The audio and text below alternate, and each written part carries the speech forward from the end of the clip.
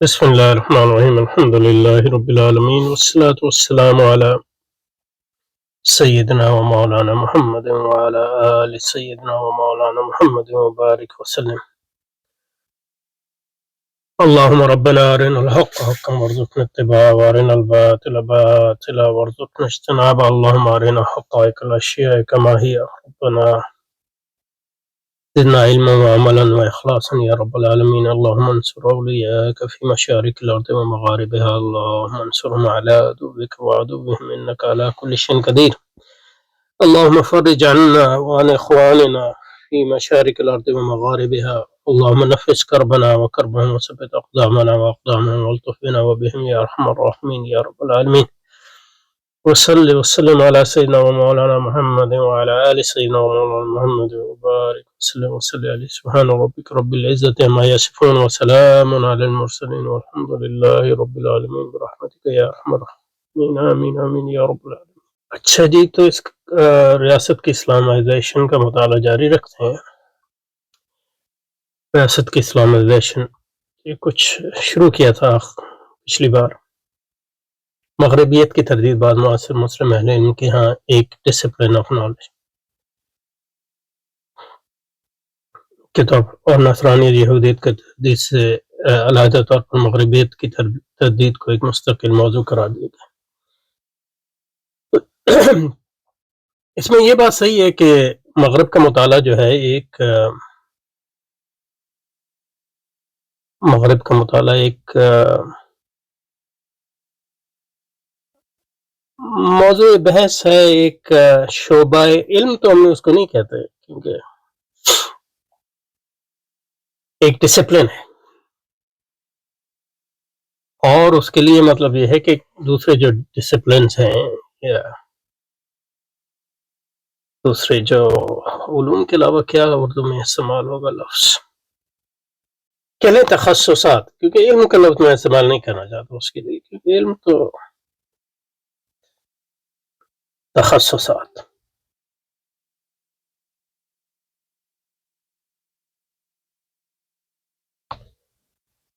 یہ تخصص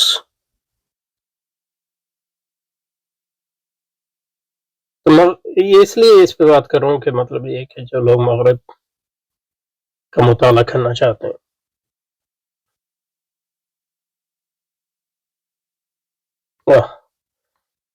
یہاں آگے مغرب کا مطالعہ کرنا چاہتے ہیں، مغرب سے جیسے کہ میں نے پچھلی بار کہا ہماری مراد جو ہے سرمایہ داری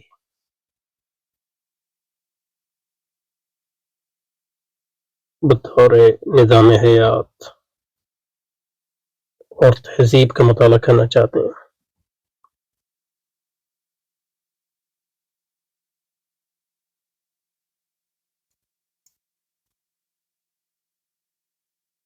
اور اس پہ میں آؤں گا کہ یہ کیوں ضروری ہے اور کیوں ایک فرض کفایہ ہے. یعنی ہر ایک کے لیے ضروری نہیں ہے، لیکن یہ کہ جو اس میں مبتلا ہو گئے ہیں یعنی اور ہم اکثر اس میں مبتلا ہیں، تو ان میں سے جو لوگ اس کی اپچ رکھتے ہیں اور اس کی مطلب یہ ہے کہ اس کی طرف راغب ہوں، صلاحیت رکھتے ہوں، تو ان کو اس میں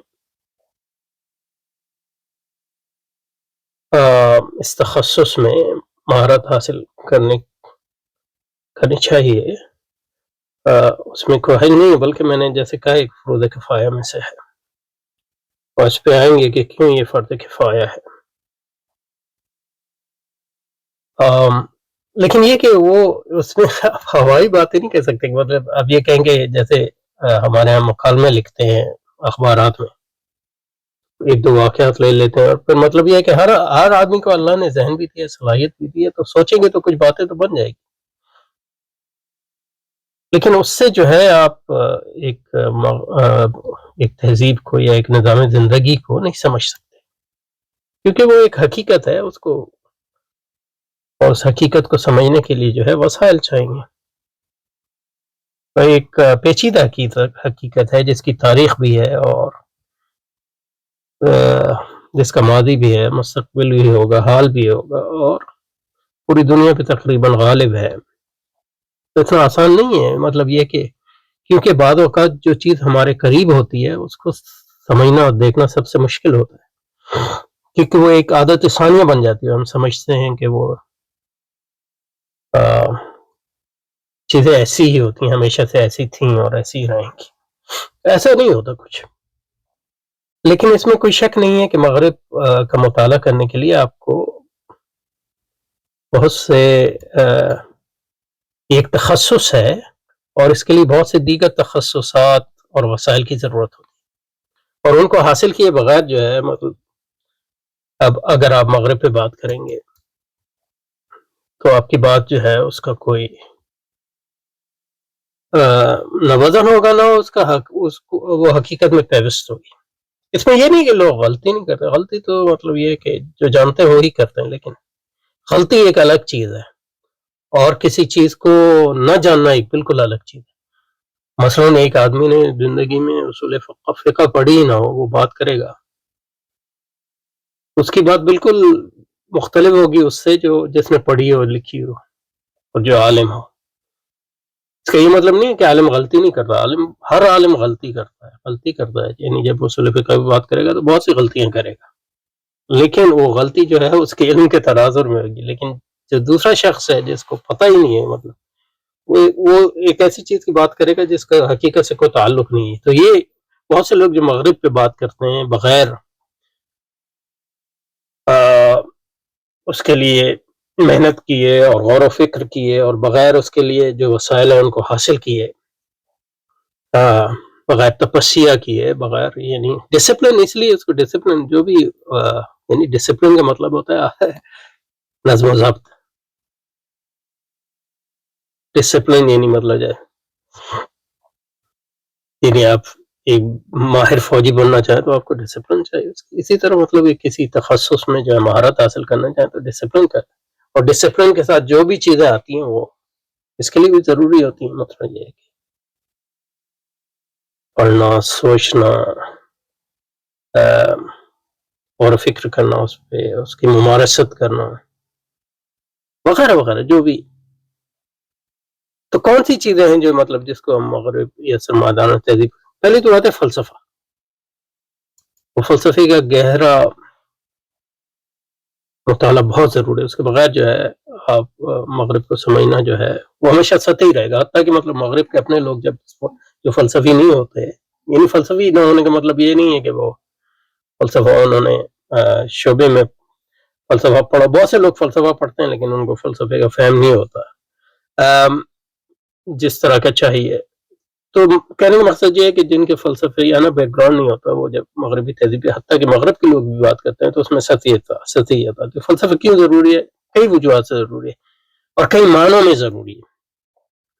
ایک یہ ہے کہ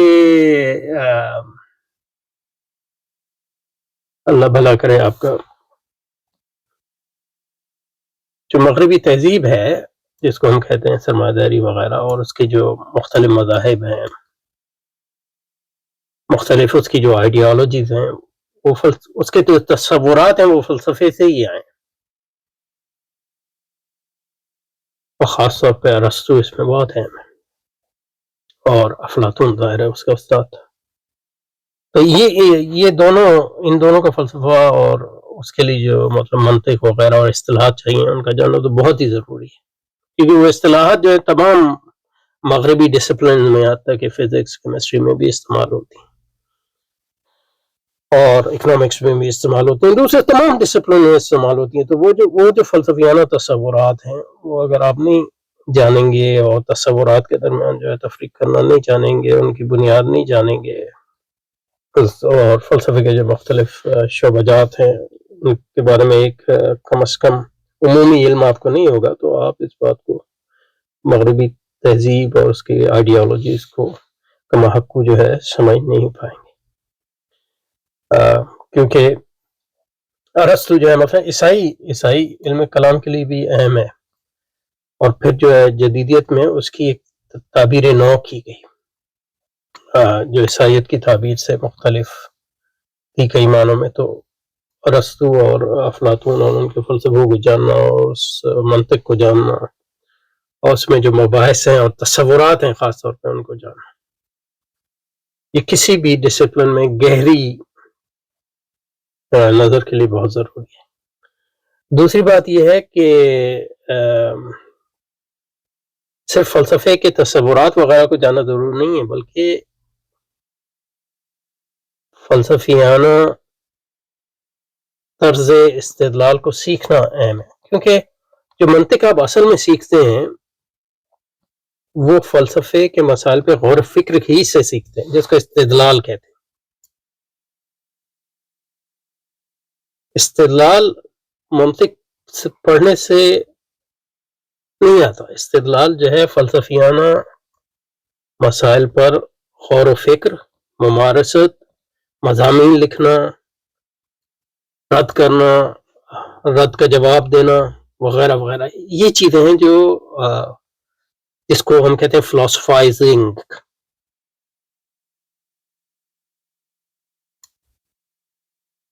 فلاسفائزنگ کا ترجمہ کیا ہوگا؟ فلسفیانہ طرز استدلال جو ہے آپ سیکھتے ہیں، کیونکہ اس کے بغیر جو ہے آپ جو تصورات ہیں ان کی حقیقت، تصورات کا دوسرے تصورات سے جو تعلق ہے، اور تصورات میں تفریق، ایک تصور کے اندر جو دوسرے تصورات ہیں ان کو دیکھنا، اور پھر نئے تصورات تخلیق کرنا خود، کیونکہ نئے تصورات تخلیق کیے بغیر آپ جو ہے نہ پرانی فکر کو سمجھ سکتے ہیں، نہ نئی فکر کو جنم دے سکتے ہیں۔ تو پہلی چیز تو ہوگی فلسفہ۔ اس پہ ہم نے دوسرے ویڈیوز میں الگ سے بھی بات کی ہے فلسفے پہ، اور آئندہ بھی کرتے رہیں گے۔ دوسری چیز ہے جو اہم چیز ہے، سوسیالوجی کو جان، سوسیالوجی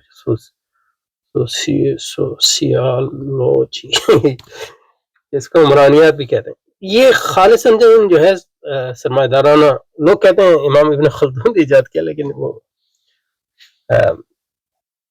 غلط بات ہے، کیونکہ سوسائٹی کے معاشرے کو سمجھنے کے علم کو سوسیالوجی نہیں کہتے۔ سوسیالوجی جو ہے ایک خاص علم ہے جو سرمایہ دارانہ معاشرے اور تہذیب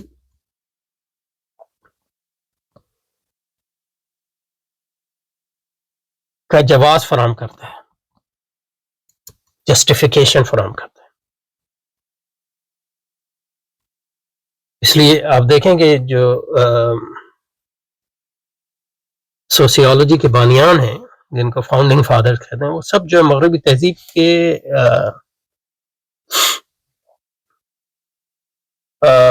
اہم ترین مفکرین ہیں، اور ان میں بہت سے لوگ ہیں جو مطلب آپ دیکھیں گے فلسفی بھی ہیں، اکانومسٹ بھی ہیں۔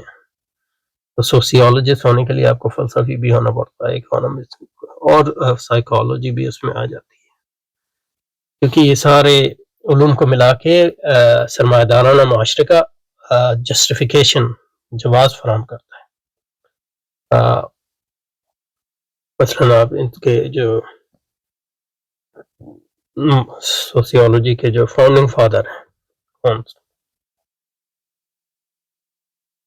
ایک تو ہو گیا، ان سب کو مطلب جاننا بہت ضروری ہے۔ اور فلسفے میں نے مطلب یہ کہ جن مفکرین کو جاننا ارسطو، افلاطون کے بعد اہم ہے، وہ ایک تو کانٹ ہے اور دوسرا ہیگل ہے۔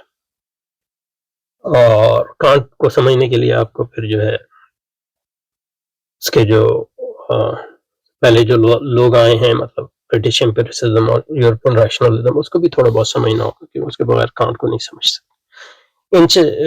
سوسیالوجی میں مثلا جو ان کے بانیان میں سے ایک تو ڈرکہائم ہے،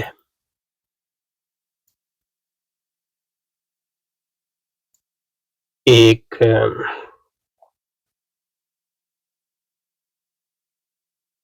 ماکس ویبر ہے،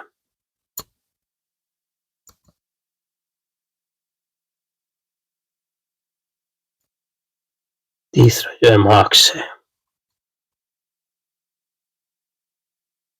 اور چوتھا اس میں آپ شامل کر لیں پارسن کو، شامل کر لیں، اور میڈ ہمیں شامل کر لیں اس میں. اور اس میں مطلب یہ ہے کہ آپ نے آغاز کرنا جو ایک کتاب آپ پڑھنی چاہیے ہر ایک کو، تھیوری آف کمیونیکیٹو ایکشن ہے.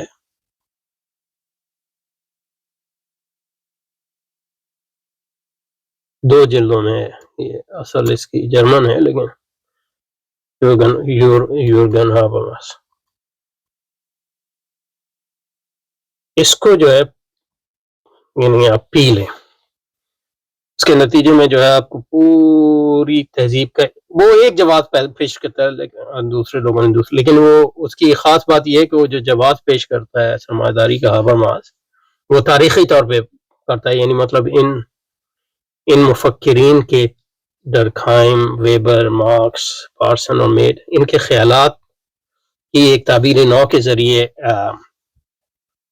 اور ان کو ان کی ائتلاف کے ذریعے جو ہے وہ اپنے افکار کو جو ہے ڈیولپ کرتا ہے. تو اس کے نتیجے میں یہ ہوتا ہے کہ آپ ہابرماس کو پڑھ رہے ہیں تو اس میں پوری ان کی سوسیالوجی، اس کے تصورات جیسے لائف ورلڈ ہو گیا یا سسٹم، اور سسٹم کے اندر پھر جو ہے اسٹیٹ کا تصور اس کے ہاں ہے، منی کا تصور ہے، اور تیسرا کیا ہے سوسائٹی کا بھی تصور ہے، سول سوسائٹی کا.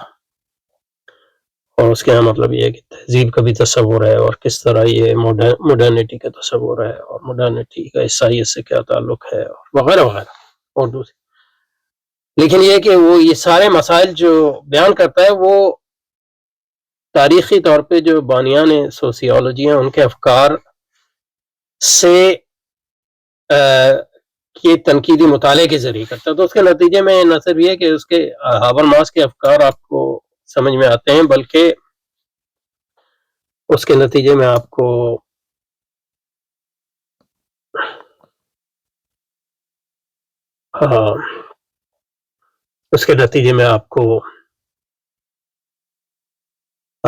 مارکس، ویبر اور ڈرکھائم اور پارسن، ان لوگوں کے خیالات کی ان کی جو بنیادی خیالات ہیں ان کا بھی علم ہو جاتا ہے وغیرہ وغیرہ. اس کے بعد جو ہے پھر مطلب یہ کہ آپ کو نفسیات جو سوسیالوجی کے ساتھ بھی ہے اور فلسفے کے ساتھ بھی ہے لیکن اس سے الگ، اور معاشیات، پولیٹیکل اکانومی،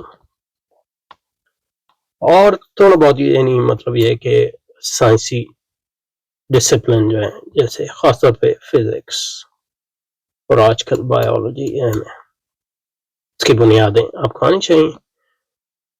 اور اس کے بعد جو ہے ان کے جو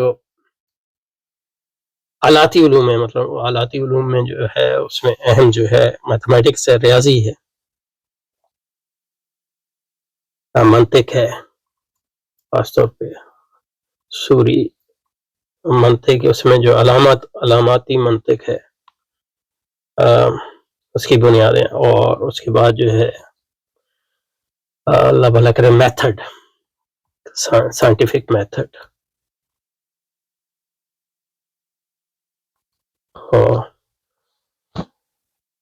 اور اس کے جو مباحث ہیں اس کو عمومی طور پہ جانا.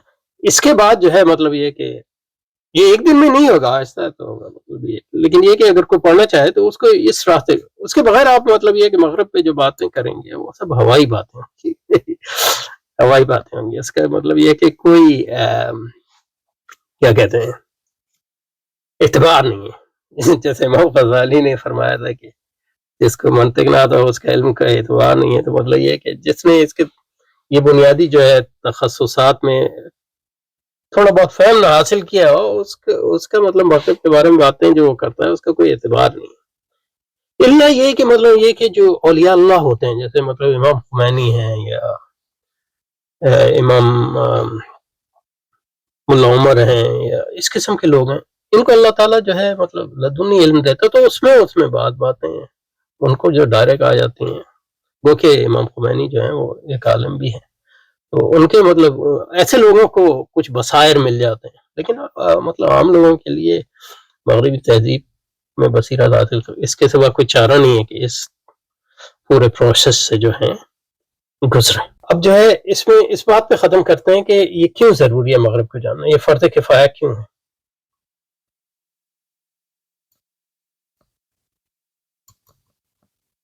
اور فروض کفایہ وہ ہوتے ہیں جس میں شارع نے جو ہے یہ شرط نہیں رکھی کہ کون اس کو کرے، اس سے صد نظر نہیں ہے کہ کون کرے، اس میں اصل مقصد یہ ہے کہ یہ کام کیا جائے. تو یہ مطلب یہ کام ہو رہا ہے تو یہ سب سے وہ فرض جو ہے اتر جاتا ہے، نہیں ہو رہا تو مطلب سب اس کے گناہ گار ہوتے ہیں. اس لیے مطلب یہ ہے کہ حج جو ہے ہمارے بعض اساتذہ کہتے ہیں کہ حج جو ہے وہ فرض کے علاوہ کچھ ہو ہی نہیں سکتا، کیونکہ یا تو وہ مطلب یہ کہ آپ جو فرض ادا کر رہے ہوں گے وہ آپ کا عینی فرض ہوگا، یعنی انفرادی فرض ہوگا جو آپ پر فرض ہے ہر مسلمان پر جو استطاعت رکھتا ہو. اور اگر وہ کر لی ہے اور نفل فرض کر رہے ہیں تو مطلب یہ کہ وہ فرض کفایہ کی ادائیگی ہوگی، کیونکہ مطلب وہ موسم جو ہے اس کا اقامت جو ہے وہ مسلمانوں پہ عمومی فرض کفایہ ہے، تو اس لیے مطلب کہتے ہیں کہ نفل فرض ان معنوں میں کوئی نہیں ہے، نفل حج مثلا. بہرحال یہ تو ایک جملہ ہوتا ہے. تو کیوں فرض کفایہ؟ اس لیے کہ جو شرعی احکام ہوتے ہیں، احکام اس میں صرف فقہی احکام کی بات نہیں کر رہا ہوں، پورے حکم یعنی ججمنٹ عمومی معنوں میں کر رہا ہوں. جو شرعی احکام ہوتے ہیں اس کے دو جز ہوتے ہیں، ایک شرعی حکم اور ایک واقعہ جس پہ حکم کا اطلاق ہو. اور یہ صرف واقعہ نہیں، صورتحال، اور صورتحال جو ہے جزوی بھی ہو سکتی ہے، عمومی بھی ہو سکتی ہے، خاص بھی ہو سکتی ہے، عام بھی ہو سکتی ہے. تو جو شرعی حکم ہے اس کو سمجھنا تو فرض ہے ہی، لیکن جس صورتحال پہ آپ حکم کا اطلاق کریں گے اس کو سمجھنا بھی فرض ہے، کیونکہ اس کو سمجھنے بغیر یعنی فرض کفایہ کا سمجھے بغیر آپ شرعی حکم صورتحال پہ کیسے لگائیں گے؟ تو مغرب جس کو ہم کہتے ہیں، مغربی تہذیب جس کو کہتے ہیں، سرمایہ داری جس کو کہتے ہیں، وہ ایک صورتحال ہے، وہ موجود ہے. تو اس صورتحال کا علم جو ہے فرض کفایہ، اس کے بغیر جو ہے مطلب یہ آپ اس صورتحال کو جانے بغیر عمومی معنوں میں بھی اور اس کے خاص پہلوؤں کو بھی اب شرعی حکم اس پہ کیسے لگائیں گے؟ یہ تو ایک بات. اور دوسری بات یہ ہے کہ شرعی حکم جو ہے اس کو آپ سمجھ سکتے ہیں عمومی طور پہ، یعنی کسی خاص واقعے سے مجرد ہوگی، اور کسی خاص صورتحال کو بھی آپ سمجھ سکتے ہیں عمومی طور پہ شرعی حکم سے مجرد ہوگی. یہ تو ایک ہوگی. لیکن جب آپ تیسرا یہ ہو گیا کہ شرعی حکم کو آپ سمجھیں گے کسی صورتحال کے سیاق میں، یہ ایک تیسری بات ہوگی. چوتھی بات یہ ہے کہ صورتحال کو آپ سمجھیں گے شرعی حکم کے سیاق میں. تو جب آپ شرعی حکم کو مجرد نہیں بلکہ کسی خاص سیاق میں سمجھتے ہیں تو صورتحال کا فہم نہ ہو تو آپ شرعی حکم کو اگر صحیح بھی سمجھتے ہو تو اس صورتحال کے بارے میں آپ کا شرعی حکم جو ہے غلط ہو. اس سے بھی بڑھ کے کسی مخصوص صورتحال کے بارے میں شرعی حکم کا صحیح فہم ہو ہی نہیں سکتا ان معنوں میں اگر اس صورتحال کا صحیح فہم. تو ان معنوں میں جو ہے مغرب سمجھنا جو ہے فرض کفایہ ہے، کیونکہ وہ ہماری ایک صورتحال ہے، عمومی معنوں میں بھی اور خاص معنوں میں بھی. تو اس کے لیے مطلب جو لوگ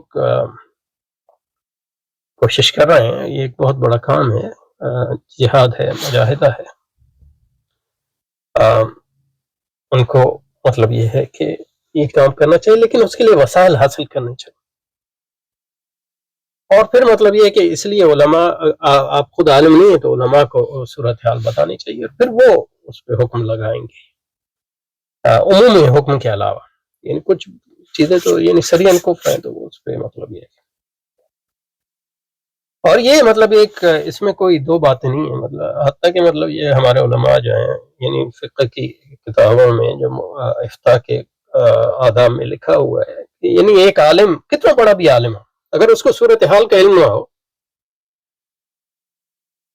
تو وہ صورتحال پہ جو بھی حکم لگائے گا وہ غلط ہوگا، حتیٰ کہ اگر صحیح بھی ہو تو غلط ہوگا ان معنوں میں کہ مطلب اس نے بربنائے بصیرت وہ حکم نہیں لگایا، یعنی مطلب ایک تکا لگ گیا۔ اور یہ حکم جو ہے خاص طور پہ جزیات سے ہٹ کے، کیونکہ جزیات سے ہٹ کے آپ صورتحال کسی بھی تہذیب کی عمومی اسٹرکچر اور اس کی روح سے الگ ہو کے اس کی جزیات پہ احکام لگاتے ہیں تو ان میں تو بہت سی چیزیں وہ ہیں جو ہمیشہ موجود رہی ہیں اور موجود رہیں گی، لیکن کسی تہذیب کے سیاق میں وہ کس طرح کام کرتے ہیں وہ اس تہذیب کو عمومی طور پہ سمجھے بغیر ناممکن ہے۔ تو کہنے کا مقصد یہ ہے کہ اس لیے مطلب ہمارے علماء کہتے ہیں کہ مطلب ایک عالم جو ہے کتنا بڑا بھی عالم ہو، دیہات میں رہتا ہو، کبھی شہر کی صورتحال اس نے دیکھی نہ ہو، اس کے لیے یہ جائز نہیں ہے کہ شہر کے لوگوں کو فتوی دے صورتحال، کیونکہ وہ شہری صورتحال کو نہیں جاتا، وہ وائس ورثہ۔ تو یہ چند باتیں تھیں جو ذہن میں آئیں ان حضرت کے جو انہوں نے استعمال کیا لفظ ڈسپلن آف نالج کانٹیکسٹ میں۔